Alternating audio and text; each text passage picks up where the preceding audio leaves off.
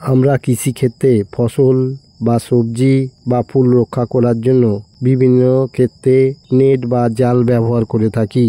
অনেক সময় আমরা দেখি এই জালের মধ্যে বিভিন্ন ধরনের পাখি, হনুমান, সাপ, গোসাপ এরা জড়িয়ে যায়। আমরা যদি ছাড়িয়ে না দিই তাহলে কিন্তু এরা এই জায়গাতেই জড়িয়ে মারা যায়। আপনারা যেটি দেখতে পাচ্ছেন এটি গোসাপ। আমাদের অনেকেরই ধারণা এরা আমাদের ক্ষতি করে, আসলে কিন্তু তা নয়। এরা পরিবেশের খাদ্য শৃঙ্খলকে বজায় রাখতে সাহায্য করে। বিভিন্ন রকম বিষাক্ত পোকামাকড় খেয়ে আমাদেরকে রক্ষা করে। ইঁদুর এবং সাপের উপদ্রবকে এরা কমাতে সাহায্য করে। এদের রক্ত, ত্বক গবেষণায় ব্যবহার করা হয়, যা ঔষধ বা জীববিজ্ঞানের ক্ষেত্রে কাজে লাগে। তাই সবার কাছে অনুরোধ, এদেরকে অকারণে মারবেন না এবং এরা যদি এইভাবে জালে জড়িয়ে যায় আপনারা এদের তাড়িয়ে দিন।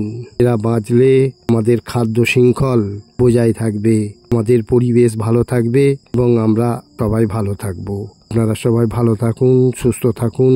নমস্কার।